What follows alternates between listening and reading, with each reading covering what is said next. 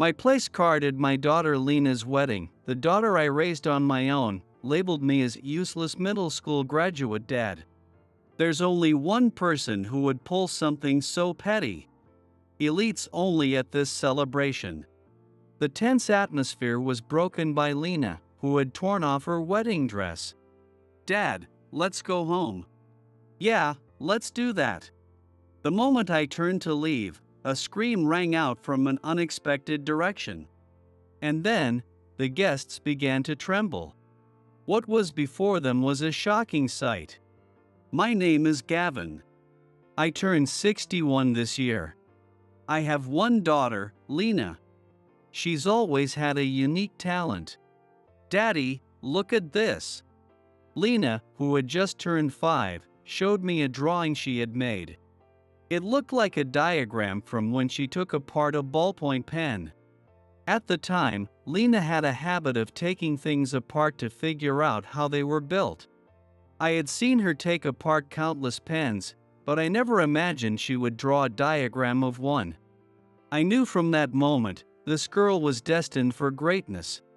Lena had always been physically frail and unable to play outside much. So she started doing experiments inside the house in fields that fascinated her. She became interested in astronomy and meteorology. "Daddy, why do clouds float in the sky?" It was something so obvious I had never thought about it, but she asked me with genuine curiosity. "Well, you see, clouds aren't just one solid thing. Think of them as a collection of countless droplets of water. Because of gravity, temperature, and the weight of the elements making up those droplets, they float without falling." I thought the explanation might be a bit too advanced for young Lena, but she took my words, went to her science teacher, and gathered all the information she could on clouds from the library.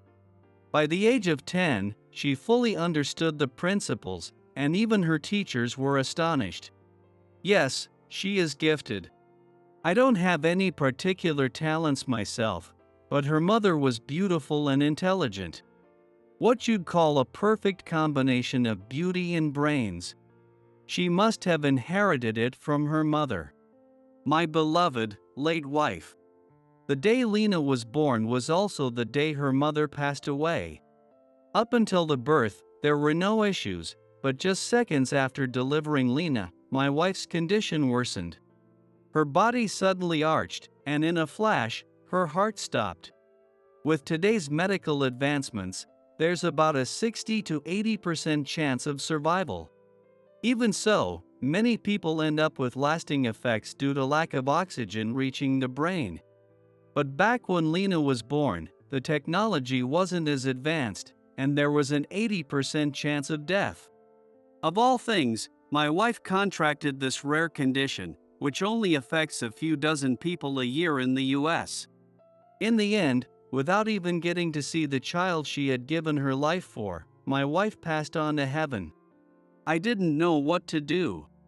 Of course, I loved my daughter, Lena. I never had the slightest idea that she had taken her mother's life.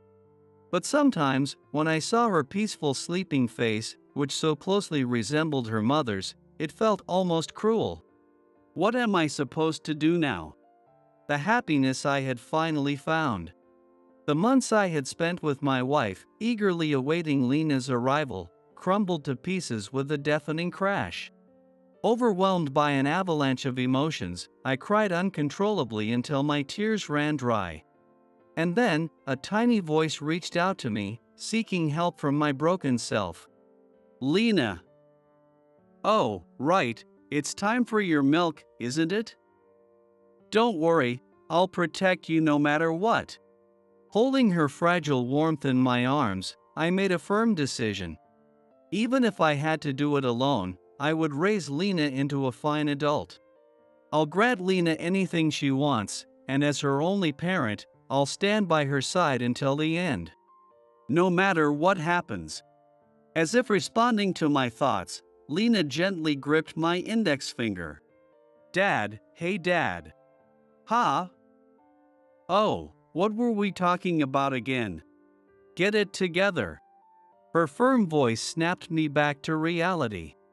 The woman standing in front of me, smiling as brightly as the sun, was the spitting image of my late wife. She is Lena, my daughter. She's grown into a fine, independent woman and will be turning 24 this year. Her healthy, sun-kissed skin, her slightly wavy long chestnut hair, and those light blue eyes. Hey, which of these do you think looks better? How about the powder blue dress on the right? It matches your eyes and looks beautiful. Hearing that, Lena's eyes shimmered gently, and she smiled softly. Her mother had the same slightly wavy chestnut hair and light blue eyes. As Lena grew up, noticing these little resemblances to my wife became a quiet joy for me. And now, Lena is about to get married. Her fiancé is a man named Kyle, who works at the same company as her. When they came to announce their engagement, I had a good impression of him. I'm still inexperienced. A woman like Lena probably doesn't even need a partner because she's such an amazing person. But people sometimes push themselves too hard. Rather than supporting her or providing for her, I want to be the person who stays by her side and steps in when she needs to slow down. Hearing a young man say something like that surprised me a bit. But most of all, since Lena chose him, I had no complaints. I was moved by his sincerity in those words, and I gave my blessing for the marriage. Not that my permission really mattered, it's Lena's life, after all. Lena, who usually had such a serious expression, looked like a young girl in front of Kyle, which reminded me of how I was with my wife. And before I knew it, the wedding preparations were moving along quickly. I muttered to myself, "Still, is it all right that I haven't met his parents yet?" Lena and Kyle had already greeted both sets of parents. But I hadn't met Kyle's parents yet.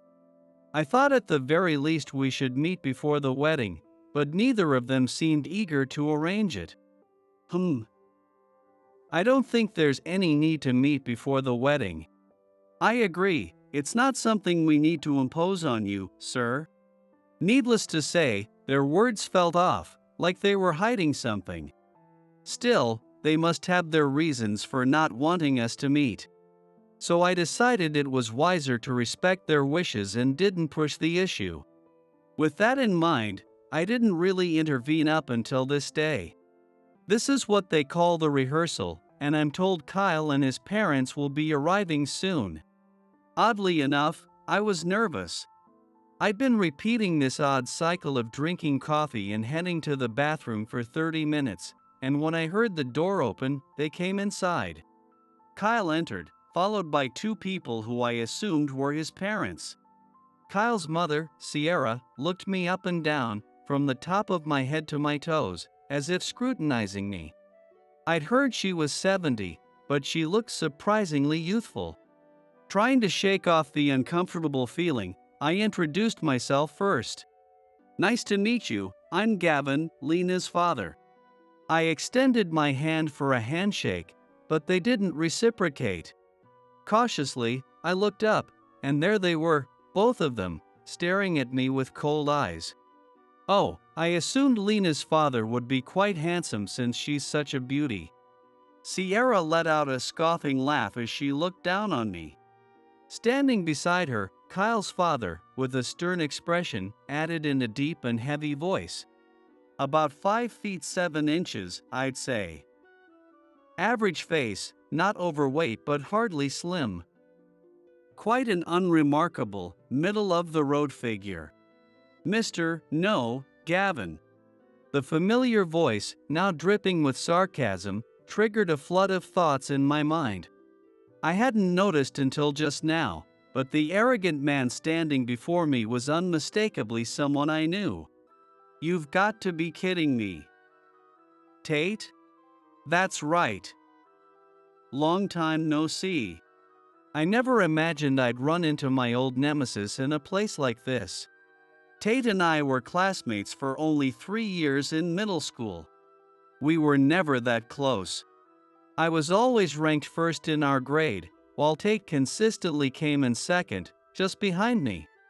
Tate had always seen me as a rival. "You're such an obnoxious guy.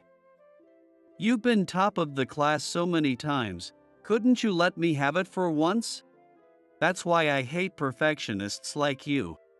He'd say things like that to me as I sat reading my book. It wasn't because I was a perfectionist that I kept getting the top spot. It's just that I couldn't be satisfied unless I gave everything my all. So my scores for 5 subjects were always either perfect or 499 in total due to small mistakes. Tate was smart too, but he could never surpass me, and after every test, he would throw those kinds of remarks at me. Then, one day in early summer as we were about to graduate, a major event shook my life. My parents passed away. I can't go into detail, but after that, I lost all motivation. I didn't even take the final exams, instead stayed home in a deep depression. Barely noticing as the heat of summer began to fade. Thanks to my previously high grades, I managed to move up a grade, but I spent my days like a recluse at a relative's home. Tate took advantage of my vulnerability, looking down on me whenever he could. "See? You got what was coming to you. This is what happens when you don't know how to let others have their turn. Now you've fallen from grace. Unlike you, I'm transferring to a prestigious private high school, and I'm aiming to become a government official. You'll be stuck watching my success from the sidelines for the rest of your life." That was the last insult he threw at me before disappearing from my life. I heard he moved away to start life in a dorm. I didn't attend any reunions or events after that and cut ties with my old classmates. But just when I thought I'd never recover from losing my parents, a ray of hope entered my life. That hope was my wife, 3 years my senior.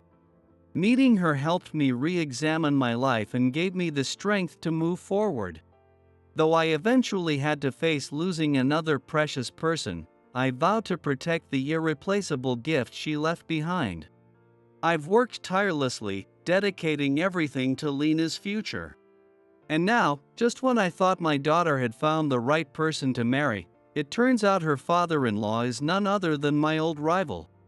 It seems fate wasn't willing to forgive my past weakness for running away. I took a slow, deep breath and faced Tate. "Tate, I never imagined I'd run into you again at this age."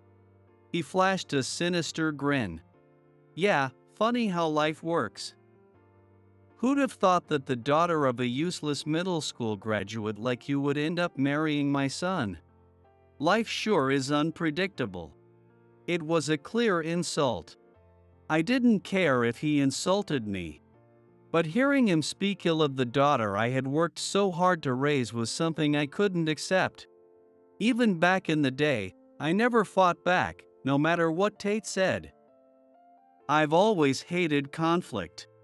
But this time, I felt a primal urge to say something. Let me make something clear. It's Lena and Kyle who are getting married. We're only becoming in-laws, nothing more and nothing less. Don't confuse that. It must have struck a nerve. Tate sat down on a nearby sofa, crossing his legs with an air of superiority and said, "I have no intention of becoming in-laws with someone like you. I'll concede that Lena is brilliant enough to be worthy of marrying into our family. But once they're married, she'll sever ties with you and become a stranger. We plan to adopt Lena as our own daughter the moment she marries into the family." Before I could respond, it was Kyle who objected. "Dad, hold on a second. This is the first I'm hearing of this." "Mom, did you know anything about this?" Sierra, in a mockingly playful tone, replied, "Oh, who knows? I'm just a woman who married into this family. What your father says is final. If he says it, then it's going to happen, right?" "Kyle, Has talking to a useless middle school graduate lowered your IQ or something? I felt a deep sense of contempt for Sierra. Not because of what she said about me, but because she would speak that way to her own son. Kyle's face tightened, and I could see his clenched fists trembling slightly. I now understood why they had been so hesitant to introduce me to his parents. It must have been a shock for Kyle to realize that his father and I knew each other. As I thought about Tate's petty remarks and Sierra's disregard for even their own son, I couldn't help but wonder what kind of parents they were. Before I could decide how to handle the situation, Lena spoke up. "We can't have this kind of tense atmosphere during dress fittings and rehearsal, can we? There's also a tasting for the course meals today. So please enjoy yourselves." Without addressing the previous conflict, Lena swiftly changed the subject. Sierra stood up, nodding. "That's right. We didn't come here to waste time like this. We're here to ensure the food we'll serve to our guests is up to par." As Sierra turned her back and walked away, I noticed something odd in the way she dragged her right foot slightly. "Your right foot." Before I could finish, Sierra cut me off.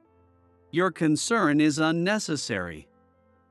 What could a middle school graduate like you possibly know?" With nothing more to say, I let it go. And with that, the two of them left. The room was now silent, leaving only me, Lena, and Kyle behind. As soon as the door closed, Kyle deeply bowed his head. "I'm so sorry for the rude behavior of my parents. They've always had this superiority complex, even I can't control them. If only my brother were here." As it turns out, Kyle's older brother had passed away while abroad. My brother was an exceptional pharmacist. From a young age, he was fascinated by pharmacology, and everyone believed he'd become a professional in the field. But when he turned 25, he suddenly announced he was going overseas. My parents tried to stop him. Had it been for a vacation or to sharpen his skills at a world-renowned hospital, things might have been different. But the path Kyle's brother chose was far more grueling. Have you heard of those medical organizations that operate in dangerous parts of the world? When I heard those words, my heart skipped a beat. Swallowing hard, I responded slowly. "Yes, of course." "So your brother?" Kyle nodded quietly. "That's why my parents tried to stop him." No more needed to be said. I didn't need to imagine what Kyle must have felt, or what might have happened to his brother. It was all too clear. The heavy atmosphere that settled over the room was quickly broken by Lena. "Hey, why are we getting so gloomy?"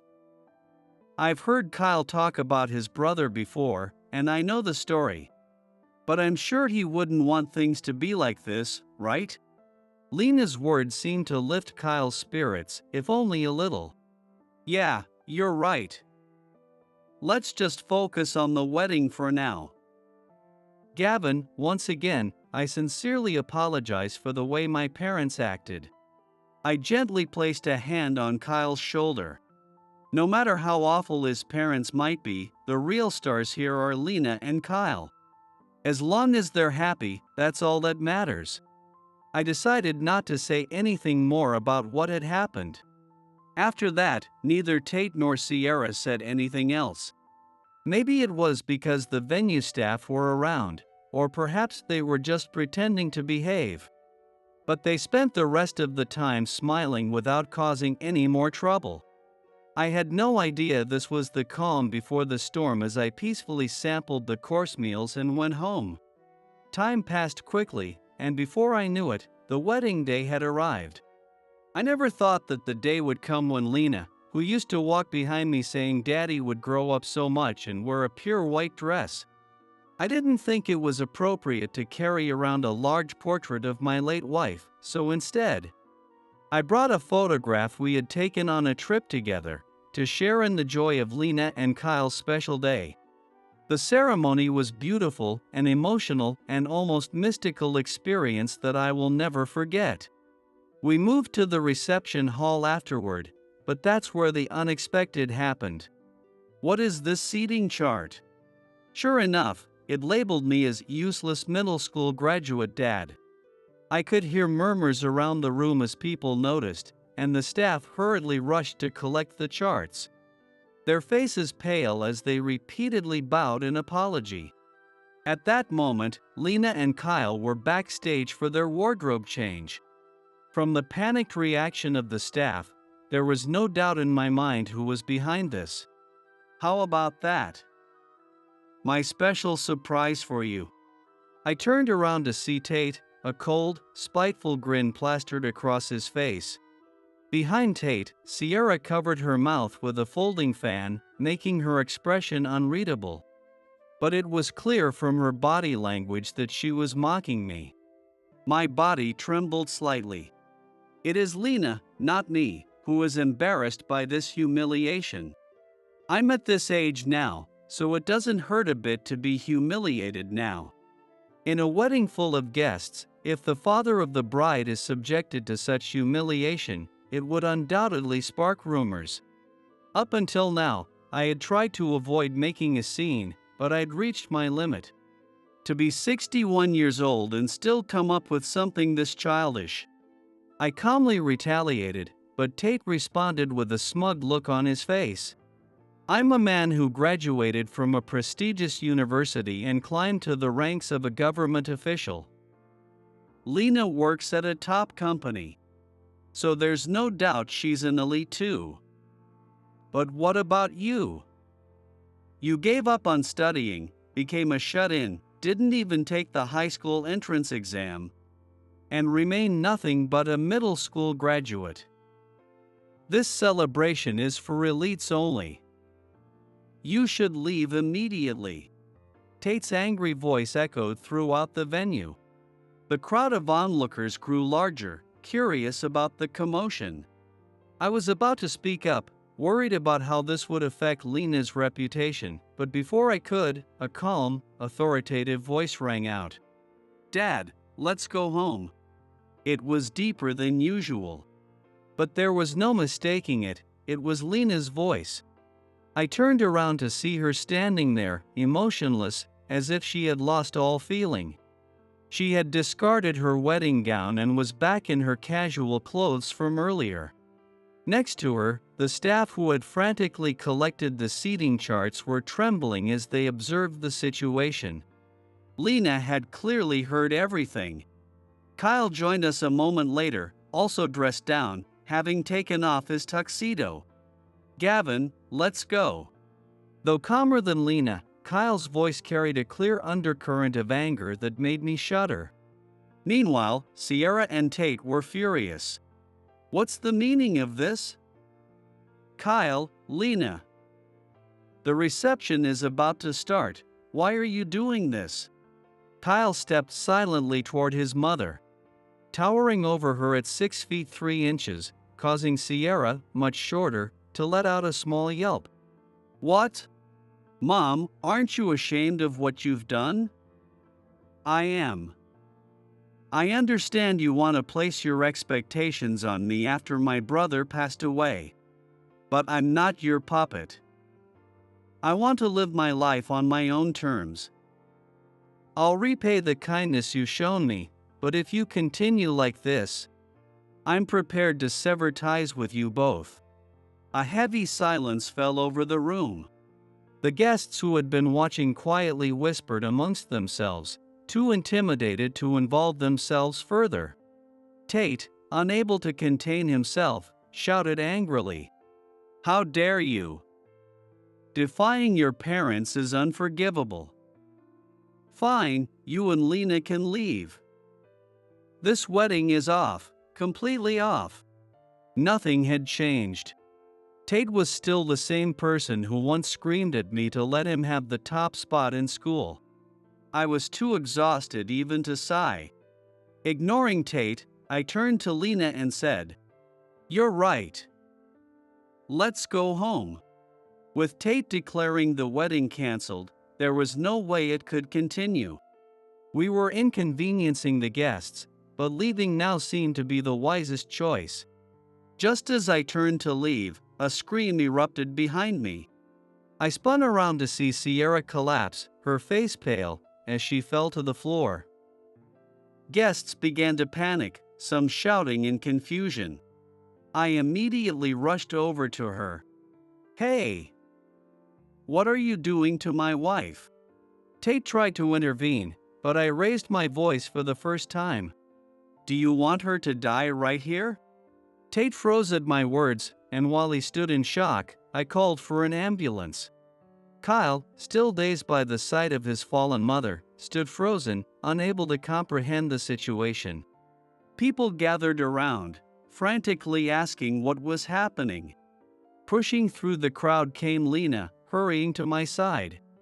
"Dad," she said she was feeling dizzy earlier. Her steps seemed unsteady, and when she helped me with the veil down, her hands were trembling. No doubt about it, this was a stroke. I quickly tilted Sierra onto her side, raised her head slightly, and spoke to her in a calm voice. She responded, though faintly. The ambulance had already been called, but until it arrived, I needed to monitor her condition closely. If anything worsened, I would have to perform CPR. As I rolled up my sleeves, Kyle, having regained his composure, rushed over. "What's going to happen to my mom?" "Fortunately, she's still conscious. But with a stroke, if treatment isn't started immediately, there can be severe aftereffects or worse. We'll do what we can until help arrives." Kyle nodded vigorously. But one person still wasn't grasping the situation. It was Tate. "Hey! Get away from Sierra!" He was clearly panicking, unable to process what had happened. Despite his relatives trying to explain and calm him down, Tate kept shouting her name, seemingly unable to hear anyone. Watching him, I couldn't help but think back to my own past. I looked at the photo of my wife in my pocket and prayed. "Please, let me save her this time.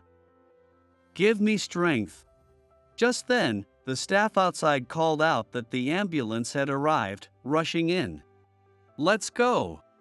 I tucked the photo back into my pocket and steeled myself. Hours later, after surgery, I received word from Kyle that Sierra had survived. The wedding had to be canceled anyway, so after Sierra was brought in, Lena and I were handling the return of gifts and explaining the situation. But hearing that Sierra was saved filled me with relief, and I felt my body go limp. Lena supported me. "You did great, Dad." I'm so glad she pulled through. "Yeah, but it's not over yet. There's still a lot to take care of." Lena nodded slowly. As we walked down the moonlit street, we headed toward the hospital where Sierra had been admitted. Visiting hours ended at 8 p.m., so we only had about 30 minutes left. We hurried to the room and arrived just as Sierra was waking up, gazing blankly at the ceiling while Tate clutched her hand, sobbing uncontrollably. Kyle noticed us and gestured for us to enter. "Thank you for coming." "Dad, come on." Kyle's words seemed to prompt Tate, who fidgeted awkwardly, opening and closing his mouth as if trying to find the right words. I sighed. "Look, I didn't save Sierra because you told me to. I don't need some half-hearted thanks." Tate looked down, embarrassed. After a brief silence, Sierra whispered something in a raspy voice. "Sophia. Mom, don't push yourself. Just rest for now. We'll talk again later."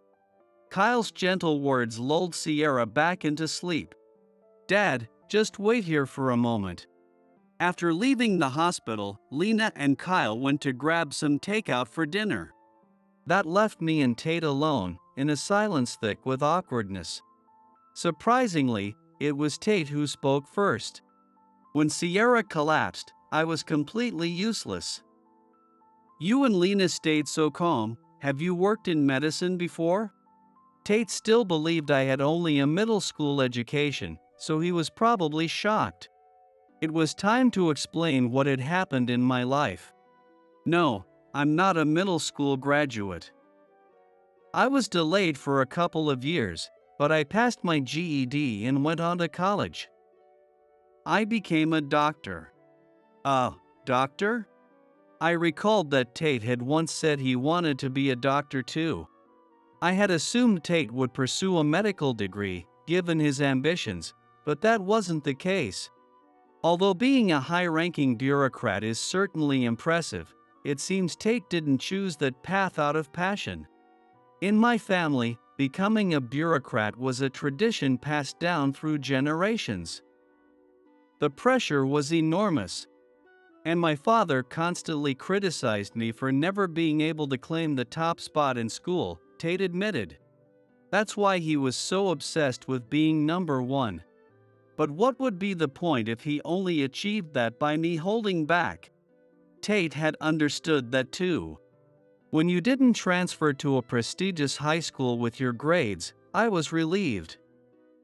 Thanks to that, I became the top student at my new school, did well at university, and eventually became a bureaucrat. But no matter how far I climbed, I always felt empty inside. Because he wasn't there. "You mean Keith?" Tate's eyes widened in surprise when I mentioned his late son's name. He froze, staring at me. I pulled out the photo of my wife from my pocket and showed it to him. In the picture were my wife, myself, and... "How do you know Keith?" "Keith and I worked closely together in a medical aid organization. My wife, Sophia, was a nurse. Alongside Keith, who had extensive knowledge of medicine, we saved countless lives." My heart ached with both nostalgia and sorrow. I could never forget that day. You should be proud of Keith's final moments. As a member of the medical team, he carried out his duty bravely. Sophia and I did everything we could. But in the end, Keith insisted that the valuable resources be used for the children in need, not himself. He was a truly kind soul. He never spoke of his family, so I didn't know his story. But I think it's time to give you this. I take out something I had tucked away in my wallet. It was a small piece of paper. It's a note Keith left behind. As Tate read the note, sobs escaped him, and he collapsed to the ground. Keith. He wasn't really my son. I married Sierra when Keith was 13, and even though I wasn't his biological father, I loved him like my own. And now he's gone. Oh, Keith. Tate fell to his knees, tears streaming down his face, forming a large puddle on the asphalt beneath the clear night sky. Just then, Lena and Kyle returned, rushing over, alarmed by the sight of Tate in such a state. But Tate was too overcome with grief to explain, sobbing like a child. A few days later, once Sierra had regained enough strength to speak, I visited her in the hospital. Although she couldn't get out of bed yet, the quick treatment meant she wouldn't suffer lasting damage, and with rehabilitation, she would be able to return to her normal life. The moment Sierra saw me, she spoke. "That photo, it's of Sophia, isn't it? You know my wife?" Sierra closed her eyes quietly and revealed an unexpected connection. "When I was 19, I studied abroad in England. I was training to be a nurse, and that's when I met Sophia. She was only 13 at the time, but we bonded over our admiration for Florence Nightingale. I ended up having Keith at 21 and had to give up on my dream of becoming a nurse. But Sophia must have become a wonderful nurse, didn't she?" Indeed, as Sierra had guessed, Sophia had earned the nickname the modern-day Nightingale in the field, with everyone calling her the saint with the lamp. By the time I met Sophia, she was 35, but her skills as a nurse were exceptional. We worked together, got married, and alongside Keith, saved many lives. When Keith collapsed during a mission from a stroke, I lost control, behaving far from what was expected of a doctor. But even then, Sophia remained calm, and Keith, despite his fading consciousness, prioritized others over himself. I promised Keith that if I ever returned to the States and met his parents, I would deliver a message. He said that while his life might end there, he hoped his parents would live long lives. He especially wanted his mother to take extra care of her health. Knowing the family history of strokes, Sierra had already heard from Tate about what happened to Keith. Staying calm, she gave a small nod. Then, with a strained voice, she said, "After Keith's passing, both Tate and I became fixated on Kyle. We wanted him to live a happy and ordinary life, but in our pride and prejudice, we hurt Lena and you." It wasn't until I saw the look on Kyle's face that I realized how foolish we had been. Apologizing won't fix it, but please, let me say it. I'm sorry. And thank you for saving me. She extended her hand for a handshake, her gesture and sincerity clear. There was no reason for me to reject it. As a doctor, I did what was expected of me. You don't need to thank me for that. But please, when Lena visits, apologize to her. That's all I ask. As we shook hands, Sierra looked me in the eye, tears flowing steadily down her face. For several long, heartfelt moments. Afterward, both families sat down together and reconciled. Though I may never fully forgive Tate and Sierra for their actions, acknowledging their mistakes is enough. For me, the most important thing is that Lena is happy, and that's all that matters.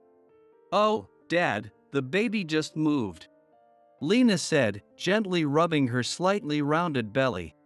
Kyle, standing beside her, lovingly embraced both Lena and their unborn child, his arms wrapping them in a protective gesture. This simple, everyday moment was the happiness I had always wished for. Sophia, too, would have surely placed Lena's happiness above all else. One day, I received a call from Tate. "I'd like you to come and pay your respects at Keith's grave." Without hesitation, I made my way there. The sunlight filtered softly through the trees, and the well-maintained plants swayed gently, creating an almost serene beauty that made it easy to forget we were in a cemetery. Before Keith's grave, a laminated note had been placed. "I'm doing just fine." Just that one sentence, but it spoke volumes. I imagine Keith had left it, hoping his parents back home would feel reassured. Though Keith's life was tragically cut short by illness before he could fully realize his mission, the note captured his bright, cheerful, and carefree spirit perfectly. "Welcome home, Keith." As a gentle breeze passed through, carrying Tate's words upward, I felt certain they had reached Keith. The cloudless sky above us seemed to reflect Keith's peaceful and untroubled heart.